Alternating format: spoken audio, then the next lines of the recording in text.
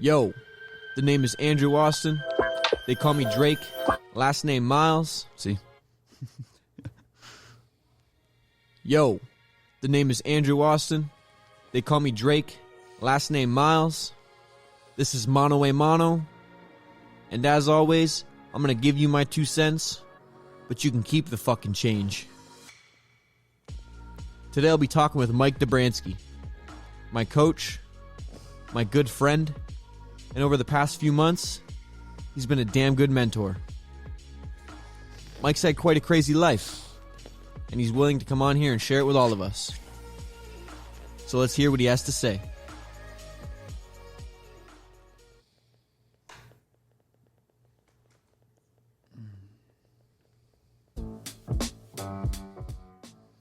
Well, Mike, thanks for doing this, man. I appreciate you taking the time. No problem. We were in here sparring last night. Both of us are a little punch drunk. Yeah. Hopefully we can get through this without too many stutters. Yeah. You got your grandparents coming over this weekend. And what else you got planned? Just some family time, man. You know, now that I've learned how to enjoy being in my own house. Yeah, for sure. It's nice. Not stuck under mental prison. Yeah. I hear you. So I mean, I guess we can jump right into it. So you were first of all, where are you from?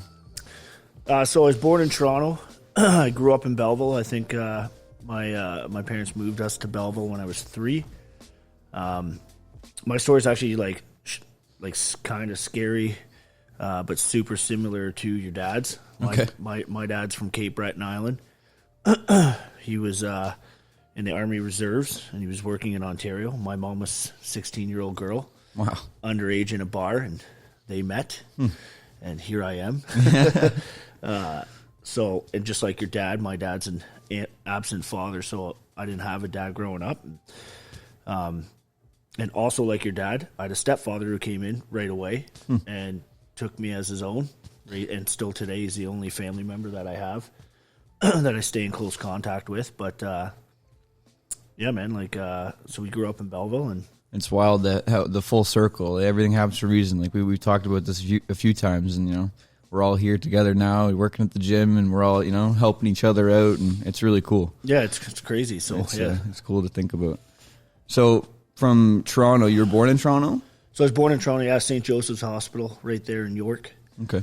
And then, so my stepdad Lee, which is my brother's biological father, his brother lived in Belleville, my uncle Ronnie, and he had a job for him because my stepdad's an old blue-collar man. He's a factory worker, worked in Reed's Dairy and cheese factories and stuff like that. So he got a job, so he moved us all to Belleville, and so we kind of started our life, a little rough biker town. And yep. Nice. So from Belleville, you went to school all through your childhood, going in Belleville, and Yep. So I was fully raised in Belleville, right in the ghetto. Went to we started off in Hillcrest, which is at the time was the outskirts of Belleville, right behind the Quinte Sports Center there, right off the highway. That's the sports school, right? No, that was my high school. So okay. My high school was Centennial Secondary. That's on the other end of Belleville, and it's a Nike AAA, or was at the time. I'm not sure if it is now. Nike AAA endorsed athletic school. So if you want to play a lot of good sports like rugby, football, and then go to America and play against their state champs and all that, that was the high school you wanted to go to. We were always number one for football, rugby, wrestling, hockey. Yeah, lacrosse and stuff, right? Yeah, a couple guys that I went to school with ended up going there, like transferring over before being drafted or whatever down to the States. Yeah, it was a great high school, man. I couldn't have asked for a better high school experience. It was super cool, man. Like they had a lot of cool programs, shop programs. They had like an outdoors program, like we go to Temagami every year. There's never bullies there. Real good school, man. Real good. Everybody's on the same page. Yeah. Everyone's friends. Everyone knows each other. There's a odd dickhead there, but of course they got sorted out. Yeah, of course. No, that's being similar to my dad. He kind of brought that up in our interview. You're either a bully or everybody has a bully in them. You know what I mean? It's they get bullied and then they bring it to school, or you know, everybody has that little bit of a side to them. So where from Belleville? Where does it all change from there? Where's the Where does the Mike Dobranski story start? So also very similar to your dad's story. I think I was about 8. My stepdad finally saved up enough money and bought us our first house out in the Hillcrest area. And my mom, she's got a lot of mental issues, like even to this day. We'll get into that later. But she was a stay-at-home mom, and I say that in quotation because she didn't do mom things, right? Like we would go to school without lunches, stuff like that. Like she didn't care. It's rough. Yeah, so like she wanted to get a job finally. My stepdad was like, yeah, sure, I support that. Like, let's get you a job. So she gets a job at Denny's. Well, she meets a new guy, some native from the reserve, and gets caught having an affair, so that divorce happens. And then she just chose being a single woman over being a mother and gave me and my brother up. The difference was, and when I say gave us up to Children's Aid. The difference is my stepdad, who never actually legally adopted me, which he wishes he did at the time, because he's my brother's biological father, he's able to pull him out right away. But I couldn't touch me. CAS wouldn't let me touch. So that was Lee's son, your brother. I didn't know you had a brother. Yeah, I got a half brother, Matt. Yeah, half brother, same mom, different dad. Right. He's your typical millennial little whiner kid. So we're not that close, and it's because of my life story there with how we were brought up. Why we're not that close. It's unfortunate, but so he couldn't touch me because he's not a biological parent, and my mom made up crazy stories. So even when he tried and fought it, they wouldn't do nothing. So my brother got out, and I was stuck being a crown ward of the court at I think I was 9. 9 years old. Yeah, thrown into a group home called Honeywell House. Wow, and where was that? Yeah, it was north of Belleville, just up 37. It was a group home. Basically, it's like a halfway house. You get first thrown into the system, and they don't really know what to do with you or where to go, and they don't know anything about you because you're not really there because they had to intervene. You were just kind of dropped off at the doorstep. So you go there, and they do all these assessments and stuff, and they figure out like what's going on with you. So it was a pretty crazy group home. Like me being 9 years old, and I'm watching kids getting restrained and weird sexual deviant stuff, and like just crazy kids, right? Where I'm like, what the fuck? 10 years old. Yeah, I'm not like any of these kids. I just want to go to school. But we weren't allowed to go to school because they had to teach on property. So the garage was converted into a little school, and we were homeschooled. Oh my God. Yeah. That's So I was a grade 6 and 7 for that. So maybe I was around like 10, 11. That's scary, man. That sounds like some cult stuff. Like, yeah. Jesus Christ. Yeah. So how old were you how long were you in the system then? I was in the system all the way till I was 16 when I signed myself out. So from Honeywell House, they had put, because I had always complained to my worker, like, I want to go to school, I want to be a kid. Right. We'll try and find you a foster home. Well, the thing is, most foster parents want to get young kids because they want to help them, right? Yeah. Well, I'm kind of in that weird age where it's like, what can you do with me? Yeah. You know what I mean? So it took a while. So they got me into a foster home, and it was a shitty experience as well because they were like little truckers. They were just piece of shit human beings. And they just had about 14 kids in this little house. Wow. And they just strapped these kids to high chairs and barely did anything with them. They were just smoking 10 packs of cigarettes a day, just collecting paychecks. Well, me being so young and like aware of what's going on, I called them out on their shit all the time. So I was always getting locked in rooms and fucking grounded and not allowed to do anything because I'm sitting there going, what the fuck? You're not feeding these kids. Like, I haven't eaten. What is going on? This isn't right. Yeah. So, and then they had two of their own kids, and they were both little shitheads. One was a crackhead, and he'd go and break things and steal money and stuff, and he would just blame it on all the other kids, like the foster kids. Yeah. So here I am. It was Peggy and Dave were their names, and I'm pretty sure they're not foster parents anymore, but not allowed to be. Yeah, I just remember this Dave guy. Just pull that mic up a bit, man. Just closer to just picking up the hands there a little bit. I remember this Dave guy was giving me shit for like fucking things I didn't even do or know what he was talking about, and he would try and hit you and stuff. So I didn't last very long there because I was like, I'm getting the fuck out of here. So I would AWOL. Yeah. Just leave. And you get in shit when you AWOL because then it looks like you're a delinquent, like you're trying to get in shit. And I'm like, no, man, I just want to be safe. You want to get out of that routine, yeah. So they, like, after a while, Children's Aid figured out that I was a good kid and like I didn't lie and stuff. So they were like, if Mike's saying this, it's probably fucking happening. Mm-hmm. So they got me out of there and they put me in a good foster home, a Swiss girl, Heidi Vandermeulen. And I was in grade 7 at this time. So yeah, so Honeywell House, it would have been 9, 10. So that was the Truckers was the first house that they put you in? That was the first foster home, yeah. And I was taking the school bus for grade 6 and 7. I was going to Prince of Wales. So yeah, I was 6, 7. I think maybe I was there a year. And then I went to, from there, my grandparents finally got me out of the system. And I went to Brampton, which is like your dad. Yeah. Which is why I think it's fucking crazy how similar of a story we have. So I lived on Avondale with my grandparents, who are the ones that are coming tonight. And I went to Balmoral, which is in Peel, and it was the fucking ghetto of school. I'd never seen black kids before, like gangsters, stuff like that. Wow. So my first day, I saw a fight, and a kid gets stabbed. I'm like, what the fuck? I don't want to be here. What'd you get yourself into? Yeah, so... Well, not yourself into, but yeah. So I think I made it like 6 months in Brampton, and I'm just from a small town, and I was like, I'd rather go back and live in a foster home. I do not want to be in Brampton. Mm-hmm. Plus, I was having some issues, like all the shit that went on in my life. I was an angry kid, right? I was pissed off. Like, why me? Why the fuck? Like, So I got sent back to Belleville and went to this foster home with the Swiss woman, Heidi Vandermeulen. And she was a therapeutic foster home. So she dealt with, she had 2 adults that lived with her and 1 other child.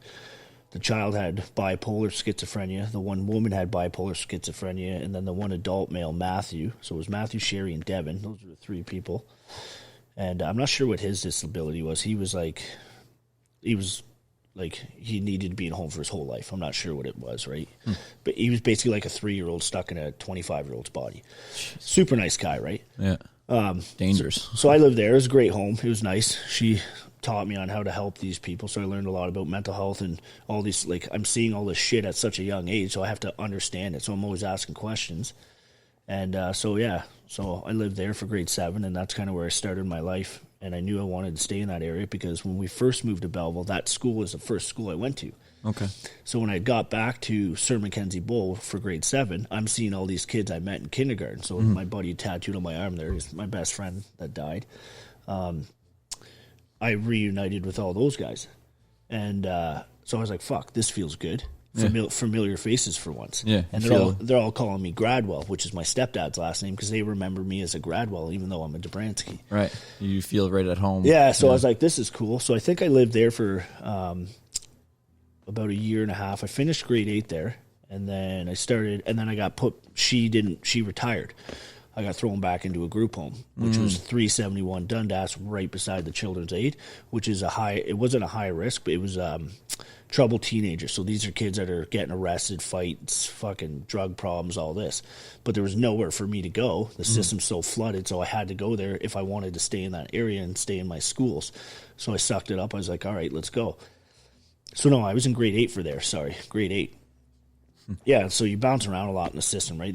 It's tough. There's so many places and people. It's probably hard to keep track, man. Oh, It's probably a big blur for you. Yeah. And I don't think about it, right? So like this is the first time I'm talking about it in probably 15 years. It's unbelievable. This group home's actually torn down now, but it was the fucking shittiest time of my life in that house. I spent 2 years there. I spent over 1,000 days. So I had my Children's Aid file. I actually got it last year to go through it to kind of decompress and like see what happened in my life because of trauma, you forget a lot of things or you bury it in the body, right? Mm-hmm. So I'm reading all this stuff and I'm like, fuck, man, crazy. You can't even believe the shit that you went through. Well, because half the shit they did to you as a kid now is child abuse. Like it's the way the world works is so fucking different that it's like they're locking us in rooms and we're not getting fed and stuff like that because that's the type of punishment they did then, which was acceptable. And now it's just like, so it's like I read all that stuff and I'm like, I'm a caged animal. Like it fucking blows my mind. But yeah, so I was there for over 1,000 days. So maybe it was close to 3 years. I was there for grade 8, grade 9, and I think right into grade 10 because right up until I was 16 when I signed myself out. But that's when I got into boxing was because of that group home. The government gives you $40 a month to go towards sport. Well, name a sport that pays for. Yeah. And me being, I was 12 years old when I was in this home, and I was getting my ass kicked by 16-year-olds who were fucking drug dealers and want to be tough guys and all this. And I just got sick of it. And I'm like, fuck it, I'm going to learn how to fight. I'm going to smash all these dickheads so they're not going to fuck with me anymore. Yeah. So some of the kids, Ryan and Tyke, shout out to them. And their dad, Tim, great family, grew up with them. They were one of the original families I met when we first moved to Belleville as well. They got me in the box club. They're like, we're not going to charge you, man. $40, fuck, we don't care. So I got in a box and picked it up like that.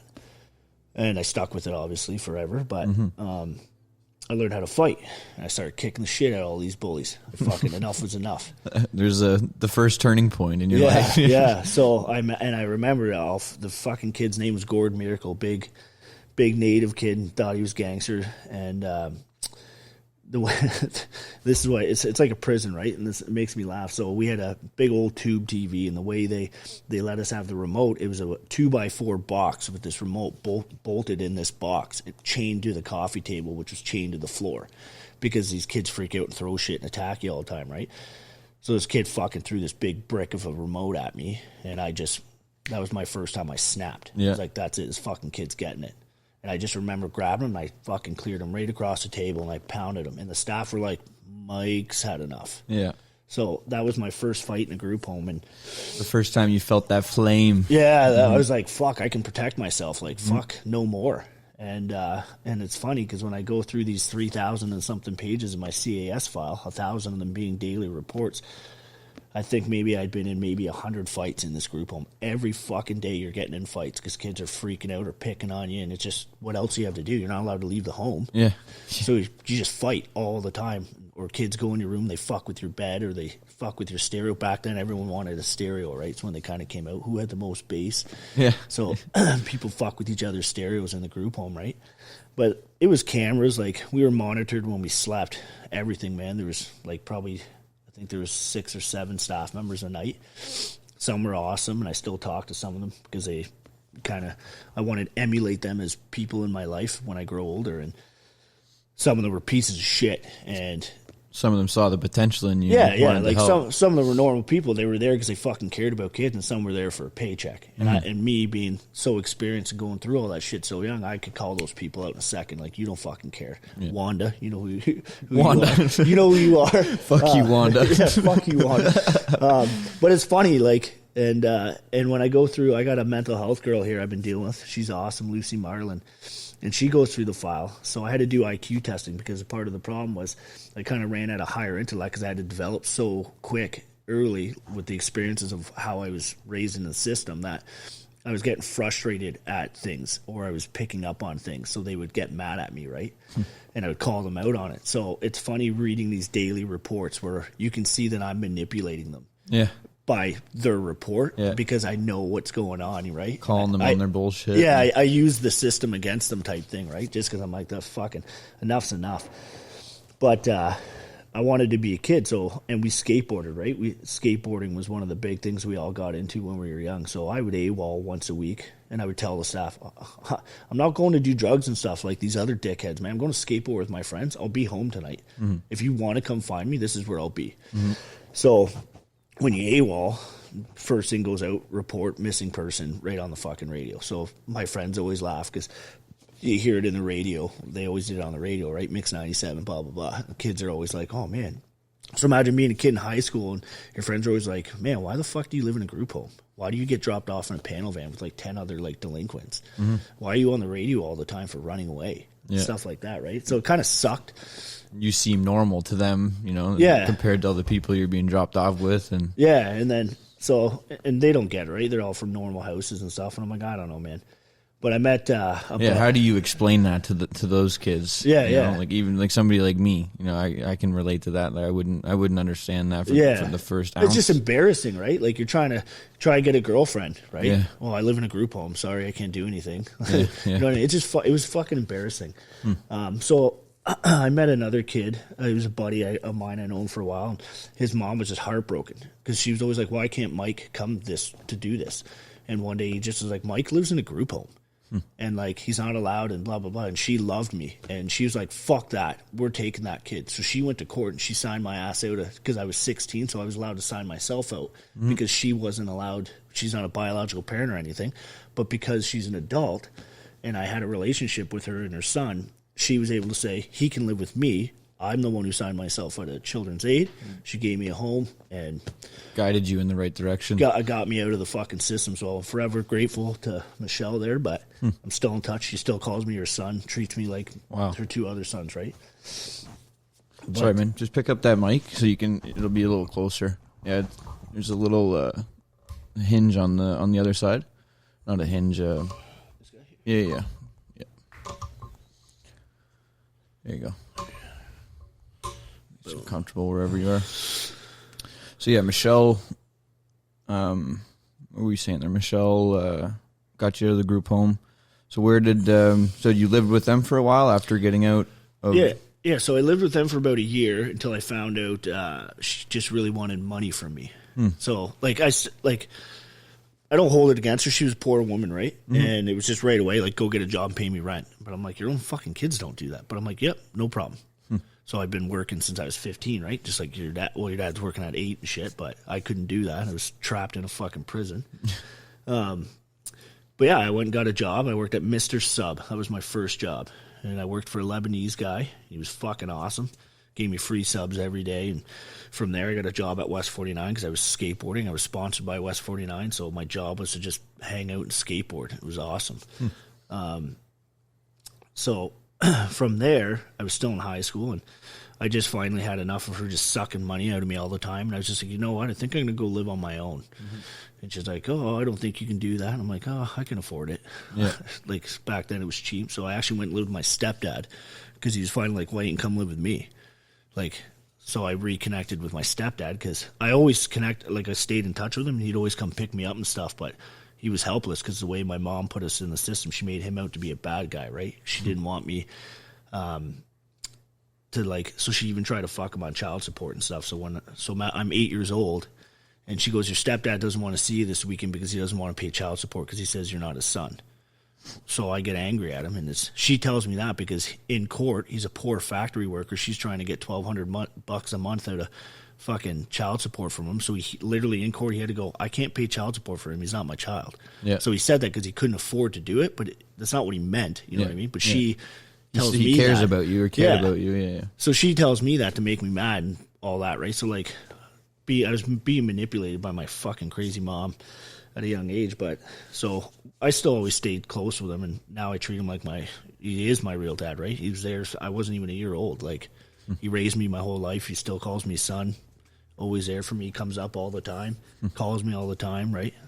Still a fucking poor factory worker, right? So I help him out. I'm in a position now, right? So I'm always helping him out, and he gets mad at me, but I don't think he understands like what it means to me for a man to not be my blood, to fucking raise me as his own. You know what I mean? Yeah. Shout out to those real men that bite down on on life and want to take care of other people. Yeah. So you live with, this is Lee again, right? Yeah. So I'm back with my stepdad here, and I'm about 16, 17. Wow. So you're still boxing throughout this whole time? Yeah. When did you start boxing? I started boxing when I was I think as soon as I got in the group home, so I was about 10. Oh, wow. Yeah, well, I went to boxing earlier when I was about 7 or 8, but my parents couldn't afford it. Right. So I went a few times, and that was with Lee Hanna, Belleville Boxing Club, and that's where I met Ryan and Tyke and those guys, and Tim. Yeah. And then they just couldn't afford it, and I had no rides there, so I just couldn't keep up with it. And then when I got back in the group homes where they will drive you and pay for it, that's when those guys are like, get back to the club. Yeah.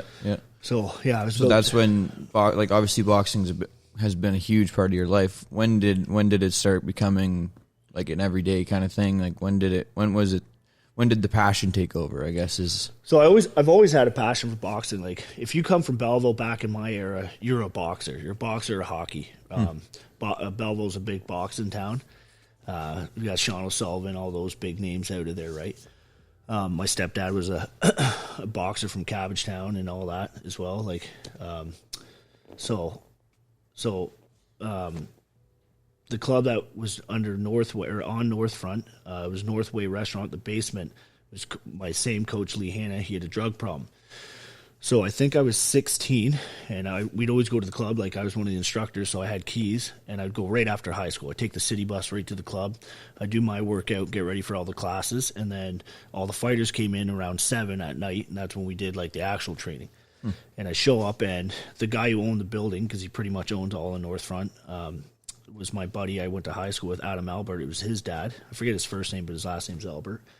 And he was putting a sign on the door. I'm like, what the fuck's going on here? And he's like, no one's paid me rent in like 6 months. And it was $800, like, for this place. It was fuck all, right? And I'm like, what are you talking about, man? The place is packed. It's filled with members. We all pay $40 a month. There's no way he's not paying you rent. He goes, buddy, he hasn't paid me. He's like, where's he been? I'm like, I don't know. Because he was living on the one side of the club. Like, he was homeless. But he was a phenomenal boxing coach. Like, he's legendary. Everyone knows Lee Hanna. And so he was having some problems, and I don't really want to get into it, but the money wasn't getting paid. Yep. So I'm like, well, fuck, man. We can't just close this thing. And he goes, I'll tell you what. He's like, we'll start rent fresh. He's like, if you can get an adult in here, which Jay Davies, my coach, fucking another man I love, to sign the lease, you pay me $1, you'll own everything in the club, and he, as he's old enough, will sign the lease, and you'll just keep on going. You'll pay me $800 a month. I'm like, fucking deal. Call Jay. He's like, yeah, fuck, no problem. Boom. So it's my club, because Jay works. So I'm the only one that can run this fucking thing. Yeah. So, and then me and Matty Harrison, that other fucking, my buddy I showed you. So me, Matty Harrison, and Tanya Robertson, the daughter of Slim, another boxing legend. We're running this club. So that's kind of where it took off, and it fucking grew with us to the point where we overgrew our spot. But then I took off for college, and that little shithole dump that we started in the bottom of a restaurant is now Loyalist Boxing and MMA. It's a massive MMA. It's still there. It's a big building now. It's like this. It's all fancy, and it's in Belleville. I haven't been to it. I haven't been home. It's ran by Tim Keller and same Jay Davies. We'll have to check it out, man. That's cool. Yeah. So it's more of an MMA, because Jay was always more of a Thai fighter. But yeah, man. Like, so we started competing like young. I think I was 11, 12, my first fight, and we just kept going. Golden Gloves, provincials. We did the U.S. versus America up in Michigan, Port there in Sarnia. Lots of stuff, man. Summer Haze, all that fun stuff, man. It was addicting. It was to the point where I was like just a young, fit, dumb dude who would just take a fight right away. Yeah. Even if I wasn't training, I'll take it. Just the thrill of the fight. Just didn't care. Needed it. Sometimes I lost a couple fights because I fucking was not in shape, and I just wanted to fight, and I was like, I'll take it. I hadn't been to a gym for a couple days or something, or a couple weeks, but I took every fight I could get, and then Hank Boone, the Olympic Canadian coach from the 80s, took me under his wing. He's like, this fucking kid's going to go places. So he started taking me over. Rest in peace. Hank died a couple years later, but that's when I started fighting all Joel Yipchuk's guys and Bill Williams from Black Eye and all those old guys, because we were fighting in the OBA, which is like the Outlaws of Boxing Ontario, right? There was less rules. It was more fucking hard, like old school brawls, right? Yeah, It was cool. Like, I'd be getting money after a fucking amateur fight because Joel Yipchuk put money on all his fighters and fucking ends up going 0-9. You know what I mean? So it's like, what the fuck? I'm making $300 on an amateur fight. This is cool. The bets are going on. Yeah. Which that shit does not happen in Boxing Ontario, right? But right. It was fucking cool, man. It was an experience. And then, I was 17 and I had the opportunity to turn pro. And so obviously did that because I wanted money. And And I joined the Army, obviously. But so how long were you professional in boxing? Right up to the Army, so... How many fights would you say? 4 years. I did 7. Wow. Yeah. Okay.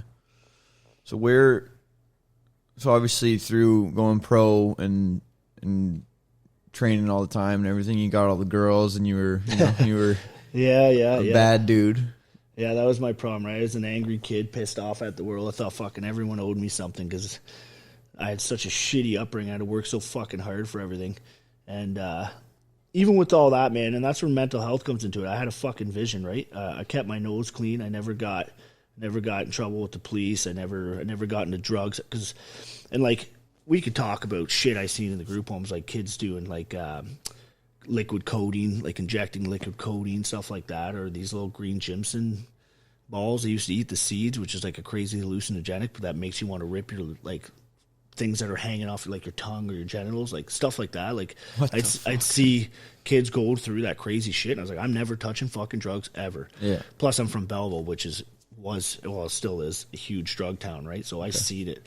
I was like, nope, not for me. Yeah, never want to end up like that. Learned that lesson along with many other valuable life lessons. Yeah, but so like being young, and then like growing up in a broken home and seeing love affairs and this and that, I wasn't like a shitty dude. Like I was never abusive or anything. I just fucking never took anything serious. So I ruined a lot of really good relationships by not taking things serious. A lot of mental tension. Yeah, like I just didn't fucking care. I would just rather go out and party and soak up all the attention because now I got it. You know what I mean? I fucking didn't get to grow up a normal kid, and here I am now. Fucking everyone knows my name, and good looking young fit dude, and fucking girls just want to hang around, and so lived that life for a while, and it was pretty toxic, man.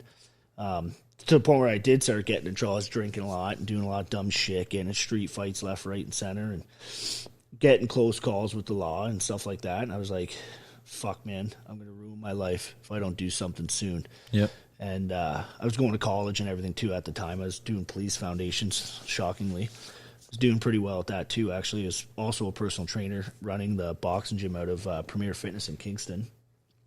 But I was training the chief of police and the staff sergeant, so they were trying to get me into Kingston Police. And I was like, I don't think I fucking want to do that.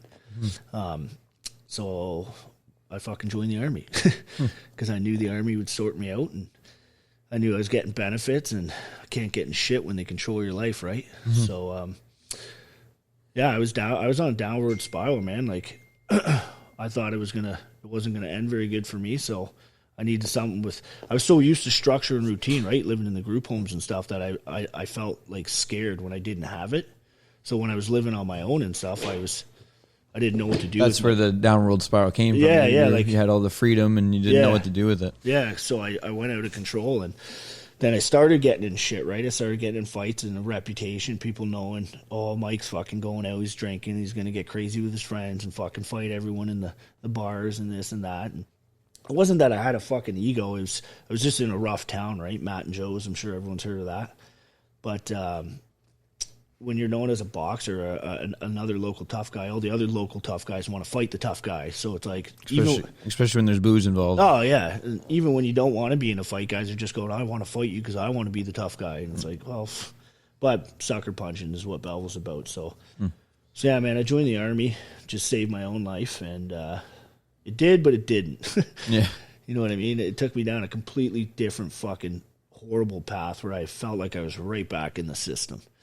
Just worse. Well, not worse. I got fed and stuff, but like I was not in mentally. Control. Yeah, I was not in control again. And like I don't know, man, it's tough. Like, so yeah, joining the Army, like it's a whole different life. And when I say join the Army, like I joined the infantry, and I always explain this to people. The infantry it's in the Army, it's in an element, but the fucking infantry world is so different than the Army that, like, it's hard to, like, people don't understand, right? It's not anywhere near anything else. You know what I mean? So people are like, oh, you're in the Army. Well, no, I was in the infantry. A little different, right? So, yeah, man, like, it was a crazy life. So what's the difference of the Army? Like, to sum it up to people like me that don't know the difference, how would you describe that? So the Army, you got a bunch of elements, right? So you got like combat engineers, artillery, like all these other sub-trades that fall under the element of Army. They don't work as hard, right? They get more luxuries, driven around, shelter, they get to stay in mod tent, stuff like that. Infantry, like your job is to sleep in a hole in the ground. Live out of your rucksack and fucking walk, and carry everything. So it just sucked, man. And then you got the mentality of we are hard. We're hard as fuck. So even when we get the opportunity, well, maybe our fucking CO or OC is like, no, we're still going to sleep in the fucking gutter because we're infantry and that's what we do. So like training and everything that comes along with that. Yeah, so it's crazy, man. Like, so you look at the way I was raised and the mental robustness you have to develop as a kid that grows up in the system. So you're already so, like, you've seen it all. You know what I mean? And that's where it kind of transpired into the Army for me. Like, I'd be sitting on all these shitty courses, and I'm watching these kids fall off like they're complaining. I'm like, what the fuck? I did that shit when I was 12, like in a group home, not sleeping, not getting fed right, getting yelled at, treated like shit. Like, so for me, the Army was easy for certain aspects like that. And so I fucking flourished. Like I'd been through all that shit before. You couldn't break me. You know what I mean? I was almost unbreakable. Or you were already broken. Or you could even look at that. Like I just fucking didn't care. I was so selfless. I just didn't fucking care. And I always joke about it. You just turn your brain off, man. Yeah. Like you sever your head from your body, right? The emotions and the stuff like that. You're just so sick of hurting all the time that you learn to just fucking cut it off. You get upset or something, no, you jam it right back down your fucking throat and you hide it in your body, and you just like, nope. You don't come, like... Those emotions affect the way you think and you focus, right? Yeah, so you have to control that. Yeah. Obviously, that's not a normal way of being, but through the Army, and that's crazy, man. Yeah, man. So I joined, I actually joined PBCLI, so that was 2010. And I joined out at Kingston. I actually got hired with Kingston Police and the military the same day. And I literally was walking out of my policing interview and the phone rang. I was still in a suit. And, yeah, it's the recruiting officer. You're free in 20 minutes? I'm like, well, fuck, yeah, I'm actually just down the road. I just came out of an interview with Kingston Police. Ran up the road and did my interview, and I think the guy asked me 5 questions, and he just stood up, shook my hand. He's like, it's refreshing that someone comes here prepared for once. And I just looked at the other 5 guys. I'm like, those guys are wearing track pants and lugs, man. Like, they're not taking this serious. Like, you don't need to thank me for being prepared. I just did a policing interview, you know what I mean? But he's like, yeah, so we're only taking 25 positions in the country right now for infantry because it was wartime, right? So it was packed.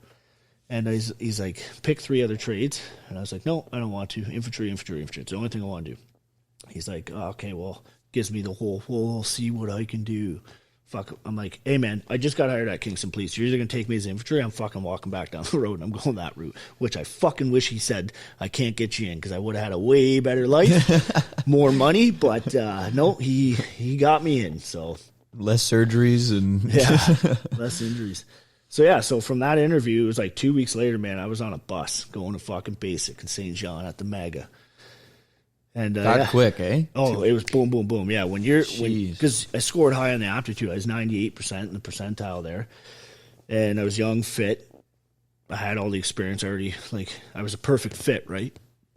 So it was just boom, get him in. Yeah. So they liked what they saw, and they wanted, yeah. So even when I got to basic, it was all infantry recruits. So it was even cool because usually guys that go to basic, you're with Air Force, Navy. It's just everyone, right? My whole course, 60 infantry guys between Van Dues, Royals, and PPCLI. So I met a lot of crazy cool dudes right off the bat. And back in that day, it was all the alpha males, ex-athletes, ex-fighters, dudes who fucking didn't know what to do with their life. Kids like me, just like lost and scared and just needed structure. It was just crazy tattooed, fit alpha dudes. So we were just partying, fighting. It was nuts. Just like the movies you see. Yeah, fuck, pretty much. That was a different era back then, right? The Army is not like that anymore. Now we're getting cycles of kids straight out of their mom's basement at 35 years old. They don't know how to tie their shoes, and they cry when you yell at them. So it's a lot different now, man. But, so yeah, and then I did my battle school in Meaford, and from there I went to the unit, and when you get to the unit and they figure out you're checked out and you're smart, you start getting on all these cool courses and you start crushing them. Bang, bang, bang. And they just keep throwing you in more. And life in the military is you want to be the coolest, toughest, fucking strongest guy, fastest, strongest, best looking. You want to be everything, right? You're climbing a fucking pyramid, a hierarchy of like the highest qualified dude. Thing is, what we don't ever fucking realize is the Army doesn't give a shit about us. And when we get out, what's our fucking pyramid look like outside? Fucking nothing. The bottom. No one gives a shit.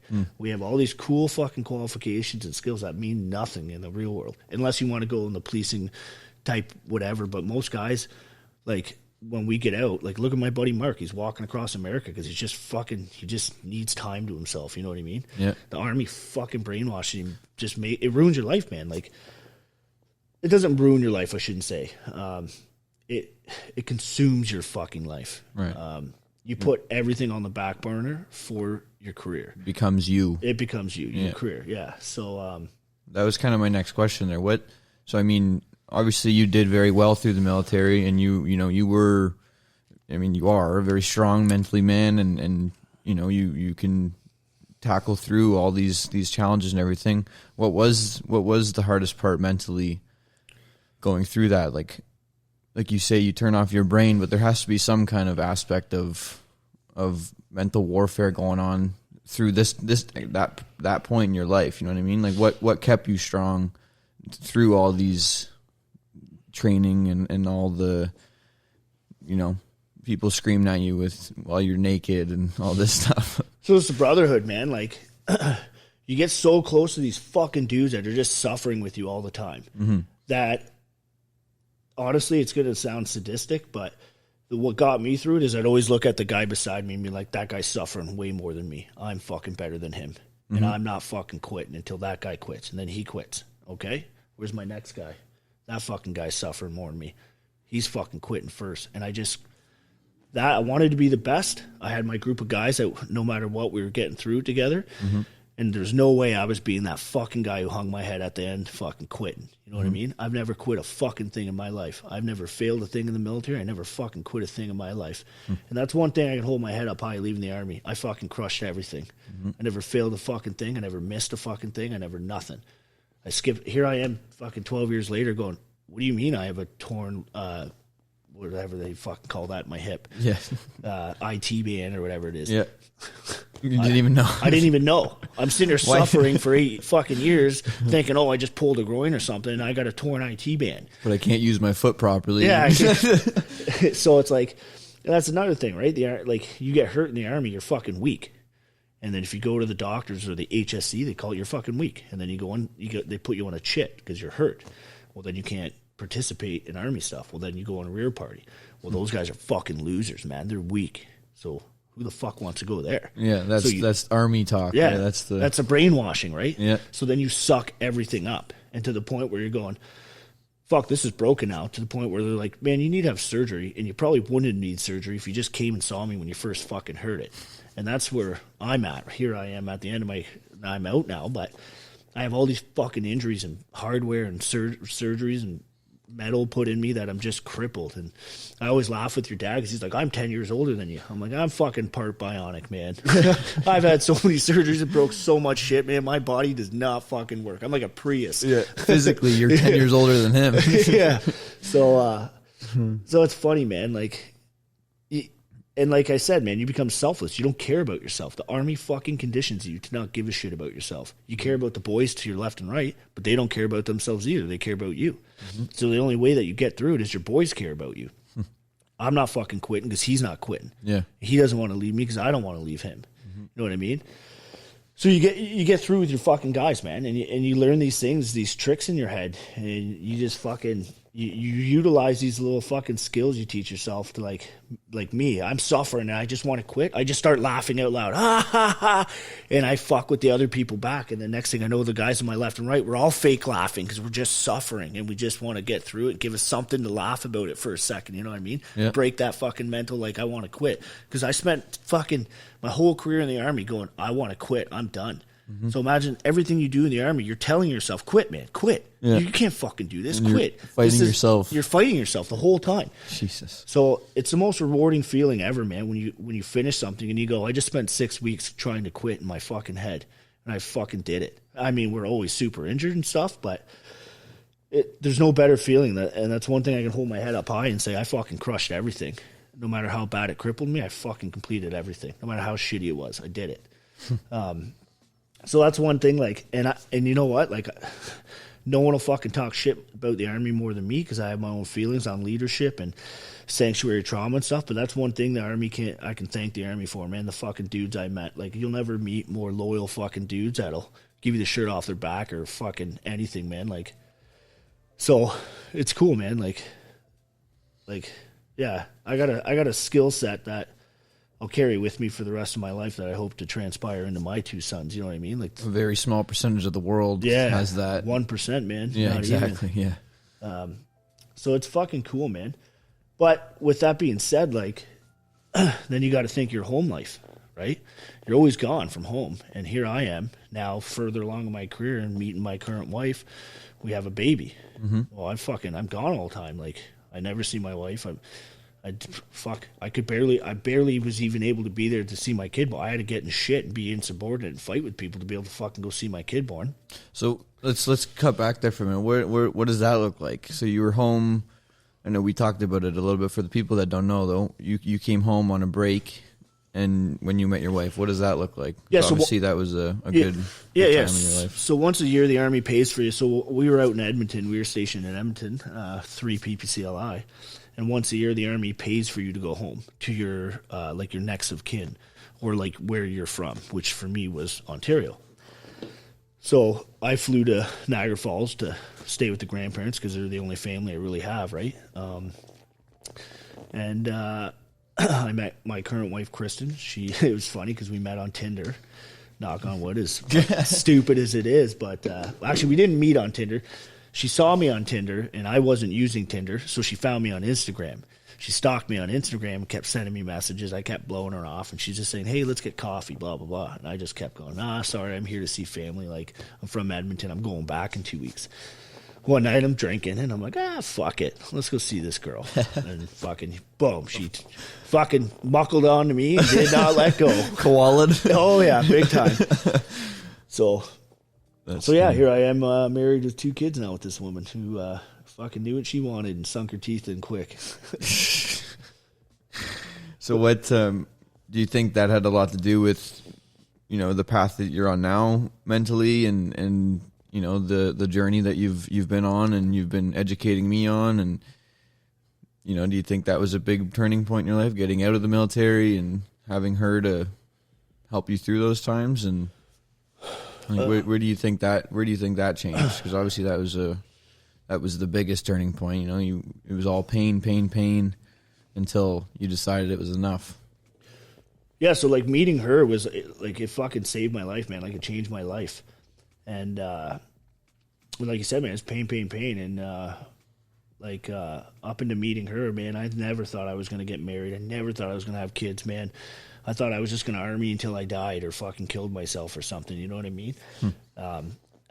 My vision was, I'm a lifer in the Army. My vision was do whatever the fuck the Army told me.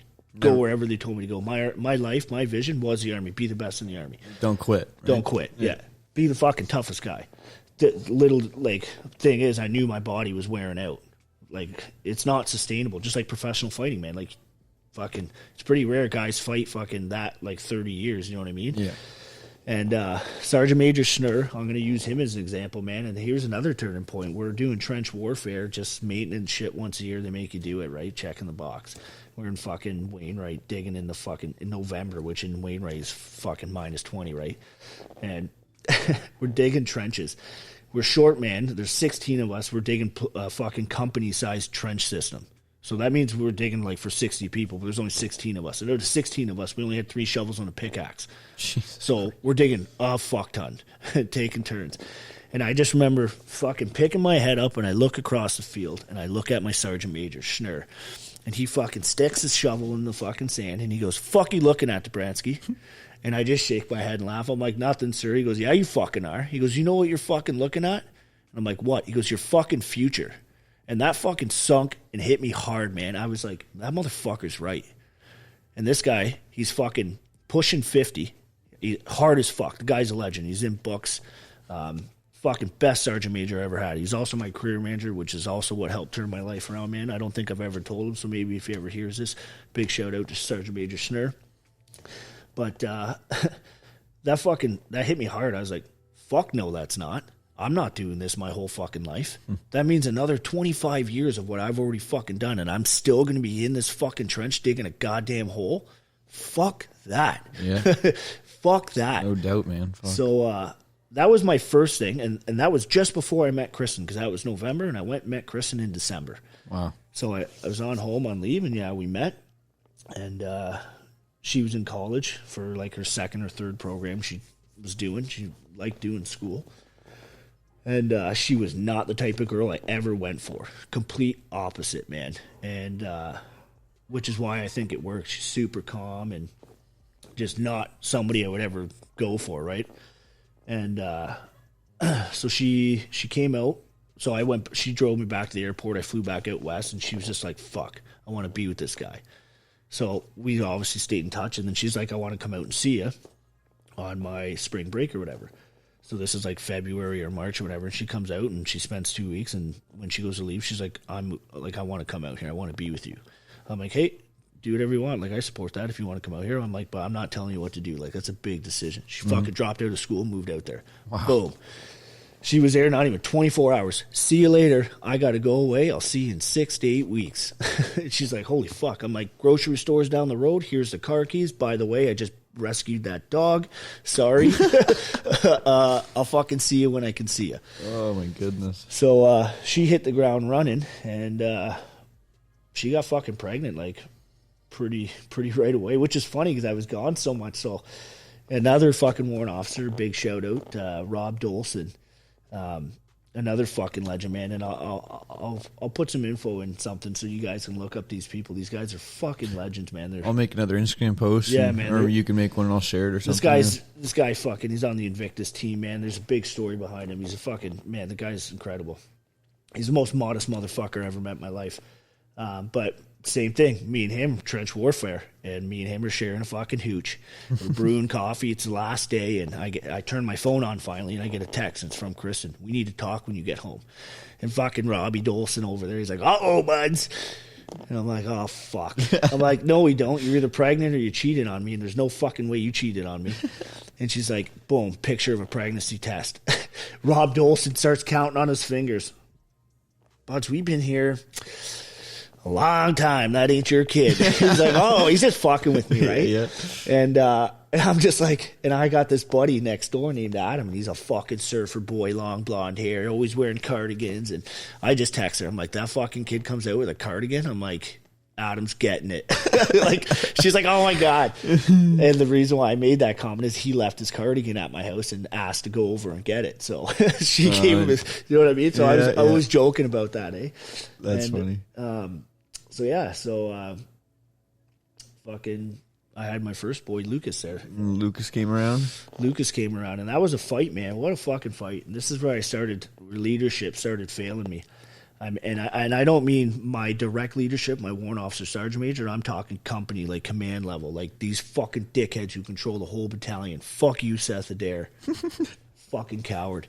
Wouldn't let me fucking do nothing, man, because they don't give a shit. I'm a fucking tool, and they needed me. You know what I mean? So fuck my life.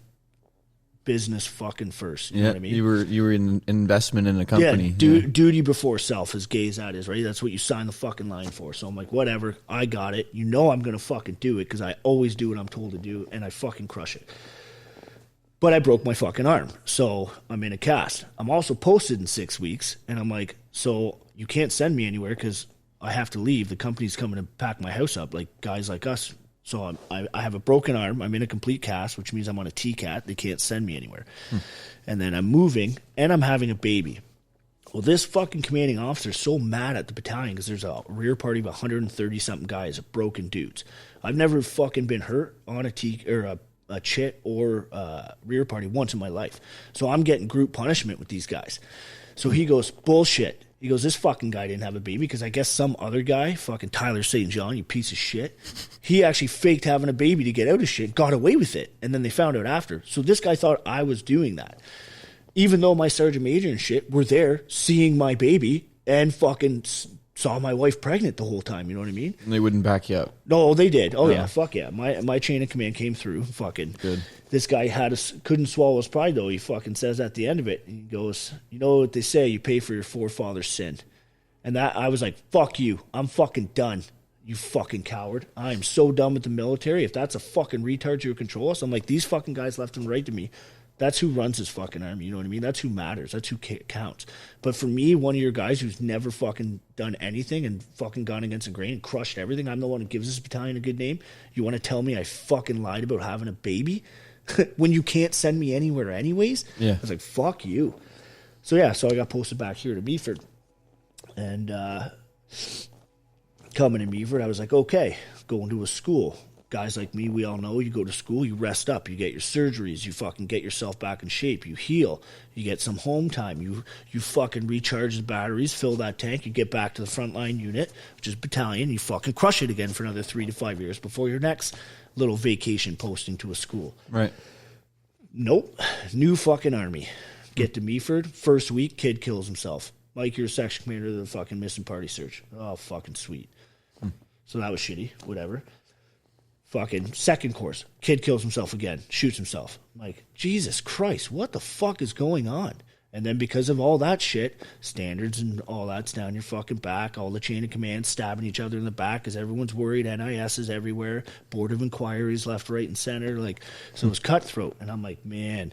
So I go from battalion, deploying all the time, never being home, to coming here and still never going home because I'm just sitting on a fucking base all the time, working my ass off, dealing with all this fucking drama and bullshit. And I continued to grow with... I still kept the mentality. I still did a couple advanced courses. I did conduct after capture. I did close quarter combat instructor, stuff like that. I still had the drive. I still had the vision. I'm still going to crush these advanced courses. I'm going to go back to battalion, get promoted. I'm still going to crush it. It was after, I don't remember if it was conduct after capture, close quarter combat, one of those two. That's when I was like, I'm done. Why the fuck am I putting myself through this anymore? Was Lucas born when you were still going through all this? Yeah, he was. So I was never home for him, you know what I mean? This first 2 years of his life. Wow. So it sucked, man. Like, I had no bond with my son, and here's my wife at home all the day and sending me cute pictures, and me being so disconnected, like, emotional-wise, like, I felt nothing. Like, it didn't even bother me. Wow. Usually you hear that, like, that, you know, the normal story, the first time you hold your son and this and that, but you were so disconnected from reality that that wasn't even a moment. That's wild, man. Yeah, and actually, to touch on that, my wife actually got mad at me. She was upset. She's like, why didn't you cry? And we're still pretty fucking new. Like, we've only been together for like a year and a half, and we already have a baby, so she was pregnant for 9 months of that, 10 months of that, right?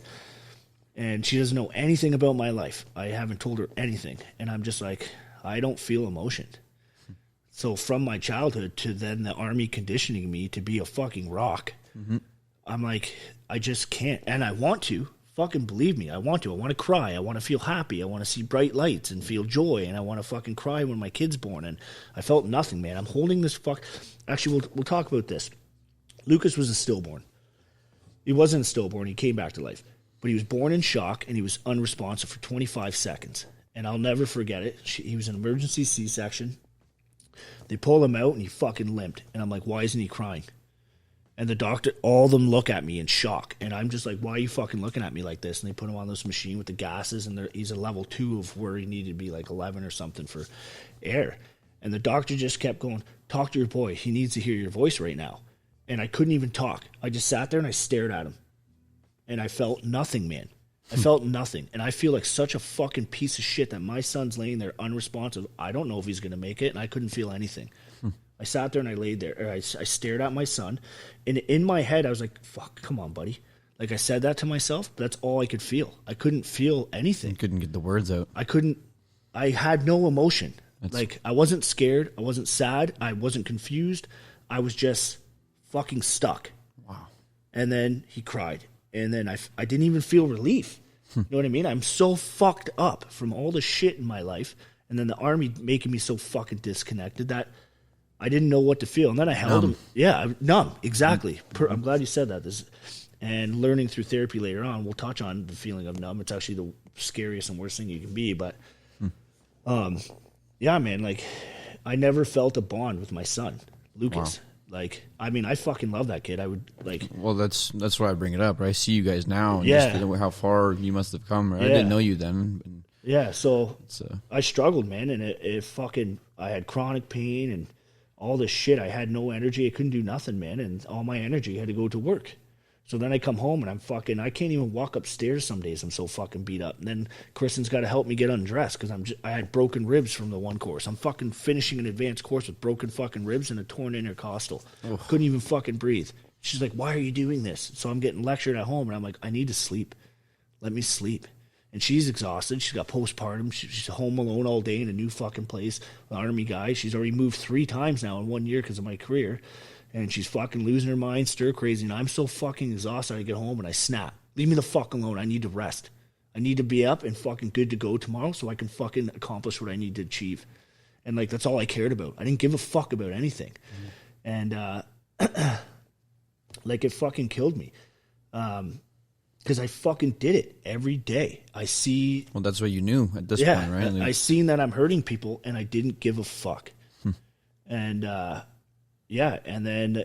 So, like, it took a while for me to start...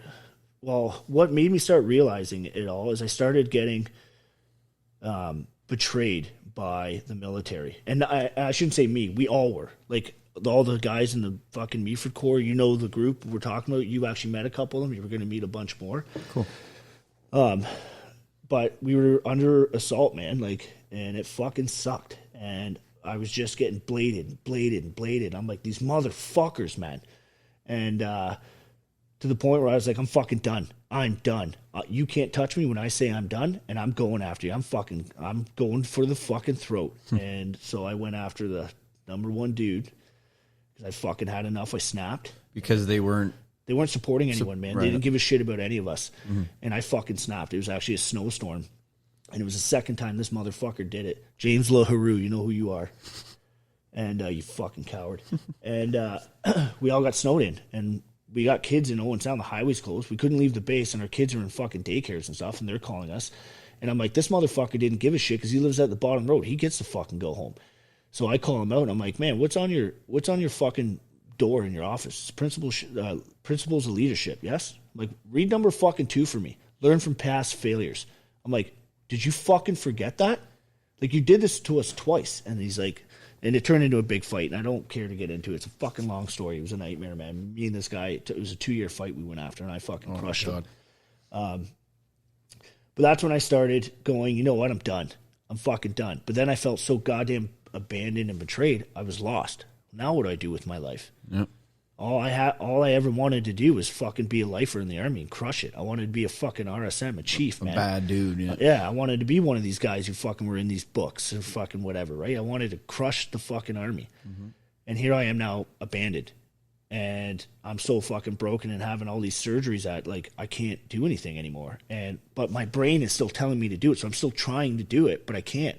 So I'm now failing. I'm not failing, like I wasn't failing courses or anything, but I was failing to be able to maintain the level of athleticism that I was at. So it made you feel like you're failing. It made me feel like I was failing. So in my head, I'm now going down. I'm fucking spiraling. Man, I'm not fucking number one. Like, I was merited number one, like, and all that stuff, but I wasn't performing where I was used to.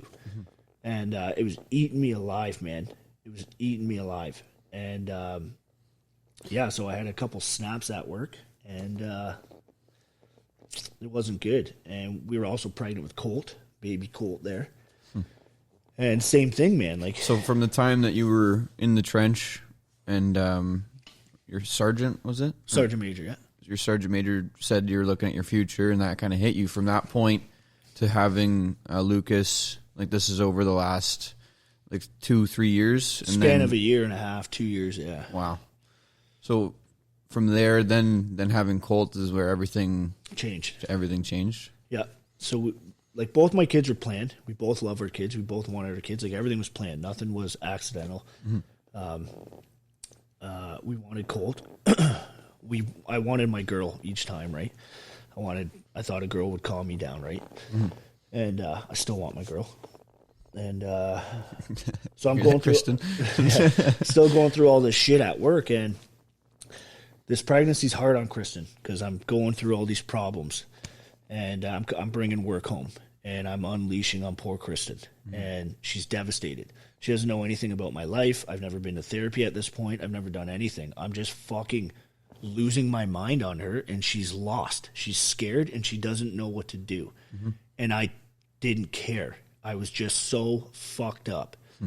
And she still doesn't, at this point, she still didn't know anything about your life? Nothing. Like, holy shit, man. Not till about the last year, man. That's crazy. About 6 months before I met you. Yeah. Holy. It took my big crisis there. So, yeah. And it just, like, I just spiraled out of control, man. Like, You just had enough. I just fucking had enough of everything. I was operating at capacity, like I was telling you, right? I was at capacity. I was getting defeated by everything. Barbecue wouldn't fucking start. Throw my whole fucking day off. Fucking barbecue, out to get me. Fucking nothing goes my way. Just fucking snapping about everything, man. Yep. Kicking shit, throwing shit. Nothing goes my way. Go outside, I'm fucking throwing shit. I'm just shaking. I'm mad. I'm mad at the world. And why? I got a beautiful home, and I got a fucking beautiful wife and beautiful family, beautiful kids. Like, I was so blind to what I've achieved that I thought I never would, that I wasn't appreciating it. Like, I wasn't even realizing what I fucking had. I was throwing it away. And, like, I could go in detail about crazy stuff, like, more, but we'll keep it somewhat PG. But we'll sum it up with the big pivotal, like, turning point in my life is we had Colt. Kristen was going through, like, postpartum big time. And I hope she doesn't mind me saying this, but she was super depressed. So me, super fucked up. Her being, like, postpartum, and for the women that listen to this, I'm sure you'll understand, we were not working. Mm-hmm. And I didn't even know, and I wasn't there for her feelings or to support her because I was so fucking lost. And we had a blowout, and she took my kids to her parents. Well, me being my whole life and being abandoned in the system, I thought she took my kids and were never coming back. So I fucking snapped and went and tried to kill myself. I was like, yep, my fucking life, full circle you're always talking about. I was like, here we go again, buddy. Round fucking 2. I'm right back to being alone and abandoned, and fucking here I am now with no job. The army fucking turned its back on me because I'm fucking broken and old. They don't give a shit about me anymore. And fucking my wife just took my kids from me, even though she was just going home for the weekend, because I was supposed to go ice fishing with my friends. But I thought she fucking was leaving me. Yeah, the full capacity. Yeah. I was toast. I had this fixed illusion in my head, like, this fucking woman just took my kids. So I fucking snap. And I'm sitting in the garage with a shotgun, and I sat there all night, and I was sitting there, and I couldn't even cry, and I'm getting mad at myself the whole time. I'm like, why the fuck can't I feel anything? I'm not afraid to die. I don't care. Like, I don't even care about being. And actually, I'll rewind. My whole career, man, lots of my friends killed themselves or died doing drugs and dumb fucking things because we're so impulsive. We're always chasing that fucking rush. And you go to so many funerals and shit, you just fucking stop caring, man. You're like, okay, when's the next one? Like, that's the end. Yeah, and I used to call those guys cowards all the time. You got fucking kids. How could you do that? You fucking coward. But I have never been in that mind state until now. And here I am, sitting in my garage with a loaded gun going, I'm going to fucking kill myself, and I don't even care about those 2 little boys that I'm going to leave behind who fucking need me. And none of that mattered, man. And I'm sitting here, and I'm shaking, and it's loaded. It's sitting in my fucking, on the ground, and I'm looking at it down the fucking barrel, and all I can think about is just pull the trigger, Mike. Fucking do it, man. Paint your fucking ceiling, man. And I think I was there from midnight to 4 in the morning, and I was just gone. I was not there. And I looked up, and I saw the little skating rack I had assembled for Lucas because it was his first year. We were getting him into hockey, and I'm trying to teach him how to skate. As soon as I saw that, it snapped me out of it. I was like, man, I can't fucking do this. What the fuck? I have 2 sons, and that's all I needed to see was that little red skating rack I put together, a little PVC, little fucking whatever. And that's what snapped me out of it that night. And I'm like, okay. And I'm back in control. Oh, Mike's back. He's fucking snapped that shit out of his head. He's fucking back in control. What's going on? Talking to Kristen, trying to figure things out. I'm like, what the fuck is wrong with me? Why? What is wrong with me? And so things were good for a couple days. And she's like, I'm going to stay here for a bit. Just, I think you need some time. And I need some time. Like, and I'm like, she wants to leave me. And then I get a letter from a lawyer because her parents talked her out of, they don't understand military stuff. So they're like, maybe you should just come home and you and Mike should separate because he's not for you because he's fucked up from the army. And I'm like, are you fucking kidding me? So here I am. But now at this point, because I was smart, I gave my guns away to someone, one of my buddies to lock up because I was like, man, I can't have these in my house. But I'm an army guy with a fucking plethora of skills, so I go and get the mountain bag, and I fucking sling load a fucking noose, and I'm like, there's my tree, and I fucking type up a big letter, email it to Kristen in the middle of the night, not thinking she's going to get it. She fucking got it right away, calls my good friend / previous boss, John Bellamy, fucking much love, another crazy dude. You can find him on YouTube, Crazy8. Fucking shows up. Fuck you doing? I'm like, God damn it. Cock blocked. Motherfucker, man.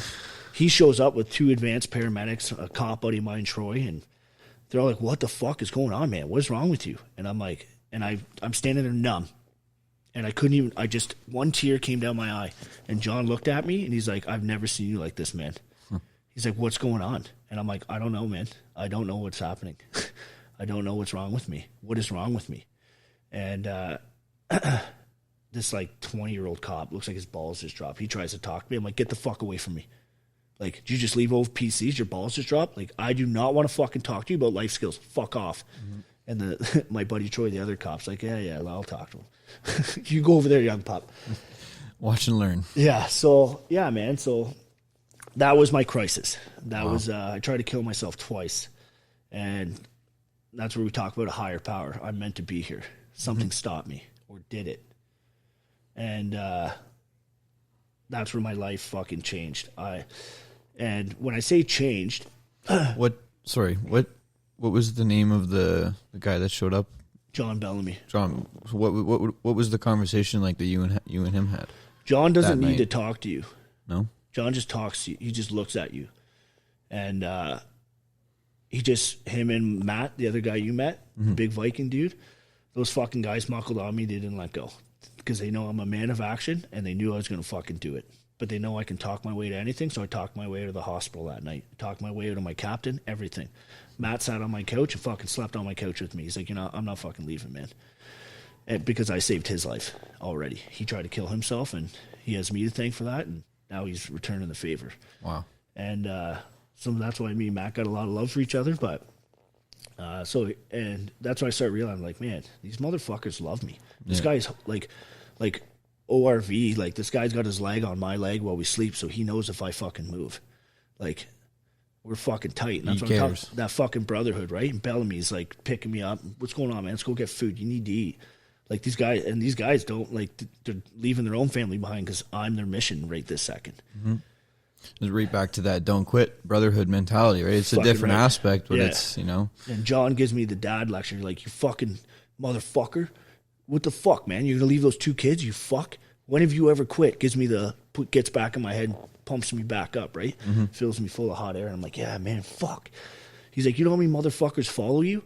Soldiers, everyone that look up to you, man, you don't even fucking realize it. And you fucking went and tried to quit and push the fucking out easy button. And I'm like, yeah, man, I'm fucked up. I don't know. And then, so this is where Mark Cushman comes into my life, Ryan's dad. He calls me from Florida, and he's like, you're going to fucking treatment, buds. And I'm like, this is a guy who's not even from my regiment, just another soldier with much love for me. Because we're all the same alpha dudes, right? We're all these top echelon dudes, and this motherfucker, he was the DSM of the base, or for you Patricias, the QMSI.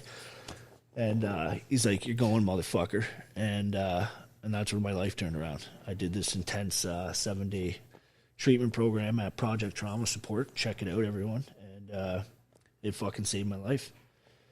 And yeah, man, like, that's when I started feeling things again. Like, you start doing all these crazy things like holotropic breathing, and you learn that all these medications, and well, I guess I didn't touch on that, but one of the biggest things that fucked me up for everything is the Army puts you on medications for everything, right? So whether they're right or wrong, they just guess. So I'm on all these concoction of drugs every time I'm having these meltdowns, and they're making me worse. So that's why I tried to kill myself, was a drug named Zoloft. The worst fucking enemy, man. And that's what made me lose control. I wasn't in control. I wasn't myself. I didn't know who I was anymore. And so going to Project Trauma Support, I get educated on all this crazy stuff. And I'm like, that's me. This fucking girl is speaking to me. She knows it. She gets it. I'm like, this is me. And I'm learning all these things. And I'm learning out that I was fucked up when I was 12, man. I have CPTSD, they call it, complex post-traumatic stress disorder, or as Manuela would call it, it's not a disorder, it's just PTS. Because I was abandoned and thrown into a fucking prison system as a child. Yep. And you didn't choose to be there. I didn't choose to be there. And the biggest thing that actually set me over the edge and brought out all these fucking traumas and scars in my body that I didn't know were there was me having kids. So me seeing that I have kids and a happy wife, it fucked me up. I didn't know how to be there. I didn't know how to be a dad. It was confusing me. And I'm sitting there looking at these two boys going, I love these fucking kids so much. How could people do this to me? Mm-hmm. And it fucked me up so bad in my head without me even fucking realizing. Brought those feelings back. It brought everything right face value. Boom. Brought it all back. And I'm like, what the fuck is wrong with me? What is going on? And it took me going to all this intense treatment and stuff to figure it out and learn about it. And I'm like, yes, that's it. Makes so much fucking sense. And I have Lucy to thank for that. Because I've been to a million mental health people and I can fucking read those people in 30 seconds. Yep, no, you're not going to work for me. See ya. I'm not smelling a fucking chamomile tea bag and tap my knees. Fuck off, thanks. This Lucy girl's no bullshit, though. She's like, no. She took a year with me, and after about a year, she's like, hey, are you done interrogating me? She's like, are you ready to fucking work? She was patient for a year with me to go, do you trust me yet? I was like, okay, this girl's smart. Yeah, I trust you. Let's work. This isn't her first rodeo. Yeah.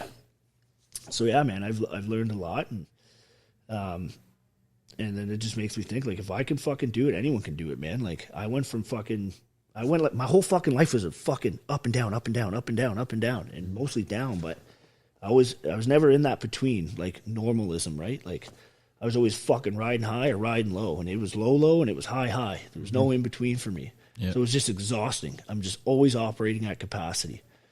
And I'm just always, like, activated, right? Just hyper-vigilant, just my whole life. And I'm at the point now where, like, I'm able to sit back and enjoy things. Colors are bright. I don't feel claustrophobic in rooms. I'm like, sweet. I can look at a beautiful moment, like my kids putting Christmas ornaments up, and I almost cried. I'm like, what the fuck is going on with me? I'm, like, becoming human again. I'm feeling emotions. But me, even at Christmas, I was still like, well, fuck you. I was like the Grinch, right? Tear, get the fuck back in there. Yeah. Fuck is that thing? Still learning, right? Get the fuck out of here. What's that? I don't want to feel that. I don't like that. And fucking wet, salty thing. Yeah, stupid thing. And this is all through learning at this Project Trauma Support. That was my baseline, man. That was the foundation of my house. It was a foundation of my work. Wow. It gave me the fucking what I needed, the tools. It gave me my first little tool bag of what I needed, and I fucking went from there. And before doing, so this was Mark Cushman's, like he went through this Project Trauma Support and he pushed you onto it? Yeah. So before doing this, you did therapy and like Nope. you said, the prescriptions, or that was the first? I never did therapy before. Project Trauma Support was the first thing I ever did. Okay. We had to see psychologists and shit all the time, but the thing is, when you go on advanced courses, you have to pass a psych test. So we fucking done so many psych tests, we know how to fucking pass them. You just know how to do it. So it's like, I never actually worked, you know what I mean? I never technically did anything with mental health experts. But yeah, man, like, it was after I got those tools from PTS where I was like, okay, I am fucked up. I accepted it, you know what I mein? Because I had so much pride. I was like, that's not me. Fuck no. Pussies. Fuck no, it's not me. That was the injured soldiers. That was... Yeah, I'd accept it, right? Like, okay, I am fucked up. And it had nothing to do with the Army to begin with. The Army just took what was already there and made it fucking worse. So I don't blame any of this on the Army for anyone that might be thinking that. I was fucked up way before the Army. I just didn't realize it. Just calloused you over. Yeah. It just, the Army's fucking, oh, he is fucked up. Let's exploit it because whatever, right?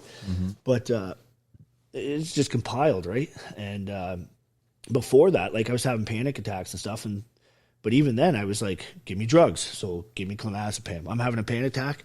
Boom, eat a clonazepam. I'm right back in the game. Okay, let's go. Keep fucking doing Army stuff. I'm cool. Yeah. But yeah, man, like, all the drugs and stuff, it just kept making me worse and worse and worse and gaining weight. And then I'm fucking going, how'd I go from a 6-pack and fucking ripped to a dad bod and fucking can't get off the couch because I have no energy. And that's when I started learning, like, trauma and all this stuff exhausts your body, right? It has all these adverse effects physically and mentally that you don't even realize. And that's where my journey began, man. And here I am now, you know what I mean? And and that full circle thing, like, me and your dad have such a fucking similar story, minus the group home stuff and Army stuff, but upbringing, boxing and stuff like that, it's like, and then you got to think, like, cosmic assignment. You know what I mean? Like, was I meant to be here? Like, am I riding? Did I fucking die in the Army when I drowned in fucking BC or something? You know what I mean? Or doing something stupid? Yeah, let's or touch did on, I kill myself? You know let's what I touch mean? on that. We had a conversation, I don't know, yesterday or the day before, about that just there. You were thinking, and we kind of had an in-depth interstellar type conversation of riding different waves in different dimensions and stuff. Where did that come into play? So, like what did the stories look like of you, almost dying or thinking that you did die and now you're here? So upon like self-research, right? Like after learning all these so I had an experience doing a holotropic breathing exercise where it's like, it's just breathing. It's just oxygen. It's an old thing that the warriors used to do, and you go to another world. So I came to, and I had a breakdown. I'm sitting there crying, and another fucking man is holding me, Chris Carp, fucking much love. And I'm going, what the fuck was that witchcraft? And the doctors and stuff, they're like, yeah, man, it worked. Like it's been working for thousands of years, and people just don't know this stuff. And I'm like, that's witchcraft. All I did was breathe. Fucking breathe to music at a certain rate, and just don't stop breathing. And here I am in another fucking world going, what happened to me? And I'm just like releasing everything. Like I'm sitting there crying like a fucking baby, but I'm not conscious. I'm not doing it awake. You know what I mean? I can't even explain to you. And like, is that the Wim Hof thing? Type thing, yeah. He activates the DMT molecule. So that's when guys like us on the program start looking into this stuff. What the fuck is it? Why has it been around for thousands of years? Why have these warriors been doing it before they go to battle? Mm-hmm. Why are they not afraid to die? Why are they all happy all the time? It's because they already faced it, man. They're smoking DMT or they're doing this Wim Hof breathing stuff, and they're seeing what's on the other side.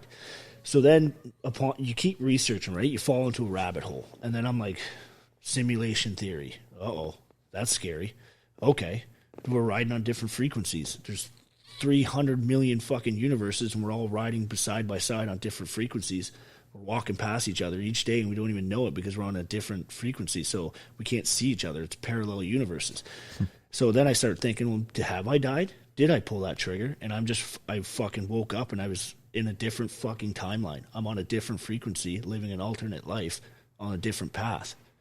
And it just fucks with your head so much because you're like, I believe that more than religion. You know what I mean? It's science. Mm-hmm. It's there for a reason. Mm-hmm. Like, why are they like studying this and trying to map out the DMT universe and stuff like that? Like, why is this working for so many people with PTSD or severe mental health issues? These simple breathing things, or ayahuasca retreats, or smoking DMT once or twice in their life. Like, why are these having such adverse positive effects on people? Yeah. Or microdosing mushrooms, stuff like that. Like, it's saving people's lives. And when you look up the science, when you look at pharmaceutical stuff, they're in like the 2 to 4% increase to success rate, and then the fucking microdose psilocybin and LSD and stuff like that, it's in the 14 to 28. Like, it's fucking crushing pharmaceuticals. Mm-hmm. And they're the same studies that they're doing of patients who've never done this stuff before in their life, same as the pharmaceutical stuff. So that's data, and data doesn't lie. You know what I mean? Numbers don't lie. It's like this COVID shit. It's like, look at the fucking numbers. Why is anyone scared? Yeah. That's my own personal opinion, so don't get mad at me, but I'm a data guy, right? So, yeah, man, like it's cool to think, like, am I riding a different parallel? Why are things finally aligning for me? Why are things starting to work out? Mm-hmm. Like, my whole life, everything's been against me. I've never, like, it's just, and all of a sudden here I am now, debt-free, own a beautiful home, lots of money in the bank, own boats, tractors. I got a healthy family. I'm part of this gym now. Like, I'm mentoring people, and like, it seems like I fit in perfectly where I'm affecting people. You know what I mean? Whereas before you felt so lost. Yeah. No, it's awakening the consciousness and just surrendering to life. Like we were talking about the other day. There's a beautiful thing. Yeah. It's amazing. So what do you got going on in your life now, man? Other than, the gym here, we're back to boxing, we're back to beating each other up. So yeah, man, like, what's your plan? Yeah, I'm at a point now where I'm crawling back to the roots, man. So, like, being so disconnected and the army consuming your life, like, I never got to do any pastime stuff. So now I'm like, fuck, I got time to do shit now. There's this boxing gym, and thanks to Lisa for reminding me, getting stretched out there, and I was like, fuck, I'll send him an email, and fucking Leah and your dad hit me back right away. Fuck yeah, come in, we'd love to meet you. Mm-hmm. Okay, cool. Walk in, I'm like, this is not what I expected for a gym. And yeah, open arms, and here I am, man. So, it's nice to be able to like, and all those, it's an old skill set. So it's like, I'm moving through the Army shit and I'm pulling out this old stuff so it's like I'm relearning it again. You know what I mean? Like it's been on the back burner for so long. Yep. That it's nice because it makes me feel grounded. Like I'm like, okay, I'm grounded. Like I come in this gym, I'm like, this was my natural element before all the shit. This was my safe space. Mm-hmm. So it's cool, man. And so now like my plan is just to keep on my educational journey of just like understanding things and just self-research and self-care, man. Like I got to stop fighting everyone else's battles. It's time to care about myself and my own family. And I'm a stay-at-home dad right now, man, which is fucking cool because I'm with Colt all day, and it's just I got this beautiful bond with this boy that I never had with Lucas, which I do. Like I have it with Lucas, but I didn't get to experience it because I was working. Yeah, different ages, and he's growing, yeah. And it just feels so fucking cool, like because I can feel it now. Mm-hmm. Like I can hold him and he can hug me and I feel it. You know what I mean? I can feel his love. Yeah. Where I couldn't feel that shit before. Yeah, he needs you. Yeah. So it's such a cool thing, and it used to stress me out. I pace the house like, well, I don't know what to do. I'm not accomplishing anything. Like I need to do something. Where now I can just relax. Yeah. Sit in my house and fucking turn the TV on and cuddle with my boy, and I'm like, I'm safe. You put all that work in, and it's time to enjoy the fruits to your loom. 33 years old, starting my life from fucking day one, pretty much. That's the way I feel, right? Like it's like getting braces, man. Getting fucking braces. Never got to do that when I was a kid and have money or a family. And well, when you join your army, you can't. If you have braces, you're not deployable, so you're kind of useless. So even my own like stuff like that's been on the back burner, man. Well, just small decisions like that, you know, it's you would never do that beforehand, even if you could get deployed or whatever. Right? Just braces, that's fucking, you know, pussy. Yeah, exactly, right. Yeah. Small decisions that make the man every day. Yeah. Oh, that's good, man. You got anything else you want to say? I think we can wrap her up. No, man.